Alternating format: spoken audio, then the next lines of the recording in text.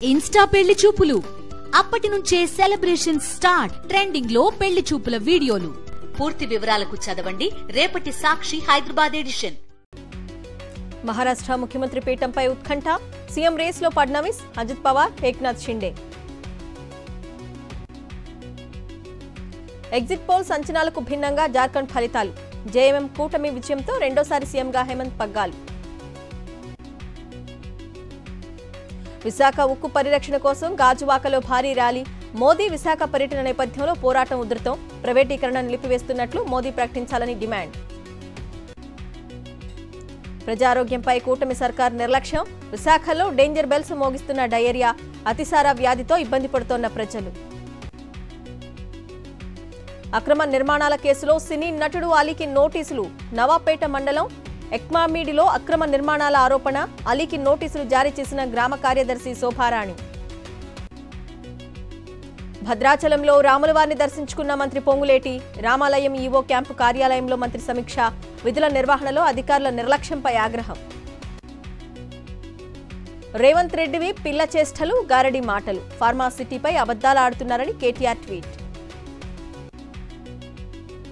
ఇల్లందు మాజీ ఎమ్మెల్యే ఊకే అబ్బయ్య కన్నుమూత. కొంతకాలంగా అనారోగ్యంతో బాధపడుతున్న అబ్బయ్య హైదరాబాద్లోని ఓ ఆసుపత్రిలో చికిత్స పొందుతూ మృతి. హైదరాబాద్లోని నీలోఫర్ ఆసుపత్రిలో కిడ్నాప్ కేసు సుఖాంతం. కిడ్నాప్కు గురైన నెల రోజుల పసికందు సురక్షితం.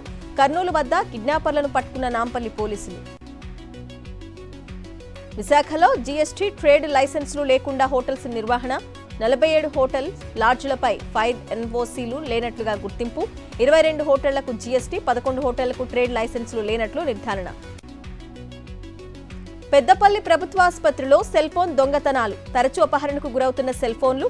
సీసీ కెమెరాలతో నిఘా పెట్టి దొంగను పట్టుకున్న ఆసుపత్రి సిబ్బంది. అనంతపురం జిల్లా చినముస్టూరులో పట్టపగలే చోరీ. రైతు ఇంటి తలుపులు పగలగొట్టి చొరబడిన దొంగలు. 10 తులాల బంగారం, 60,000 నగదు ఎత్తికెళ్లిన దుండగులు. జర్మనీలో మృతి చెందిన నెల్లూరు జిల్లా వాసి. ఎంఎస్ చదివేందుకు విదేశాలకు వెళ్లిన ఉపేంద్ర మరణంతో కన్నీరు మున్నీరవుతున్న తల్లిదండ్రులు. తిరుపతి జిల్లా చిన్నగొట్టగలులో ఏనుగుల గుంపు బీభత్సం. వ్యవసాయ పంట పొలాల్లో తిష్టవేసిన గజరాజులు. వరి, అరటి పంట పొలాలు ధ్వంసం. తెలంగాణలో పెరిగిన చలి తీవ్రత. మెదక్లో అత్యల్ప ఉష్ణోగ్రతలు నమోదు. సిద్దిపేటలో కొమరవెల్లి మల్లన్న ఆలయానికి భక్తుల తాకిడి. ఆదివారం సెలవు దినం కావడంతో కిటకిటలాడుతున్న శైవక్షేత్రం. రాజ్భవన్లో తన విగ్రహాన్ని ఏర్పాటు చేసుకున్న బెంగాల్ గవర్నర్ ఆనంద్ బోస్. 2 ఏళ్ల పదవీకాలం పూర్తి చేసుకున్న సందర్భంగా విగ్రహ ఏర్పాటు. గవర్నర్ వ్యవహార శైలిపై తీవ్రస్థాయిలో విమర్శలు. కర్ణాటకలో భారీ అగ్ని ప్రమాదం. కృష్ణాపల్లి బస్తీలో చెలరేగిన మంటలు. భారీగా ఆస్తి నష్టం. మంటలార్పిన సిబ్బంది.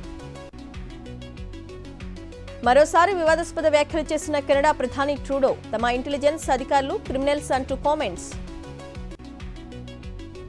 భారత ఎన్నికల ప్రక్రియపై మస్క్ ఆసక్తికర కామెంట్స్. ఒకే రోజులో 640 మిలియన్ల ఓట్లను లెక్కించడంపై ప్రశంసలు.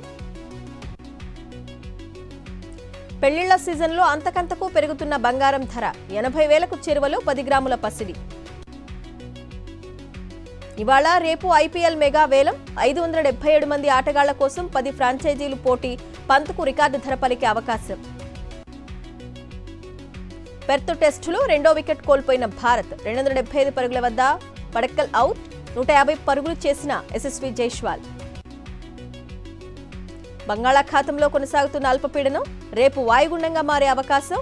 నెల్లూరు, ప్రకాశం జిల్లాలకు భారీ వర్ష సూచన.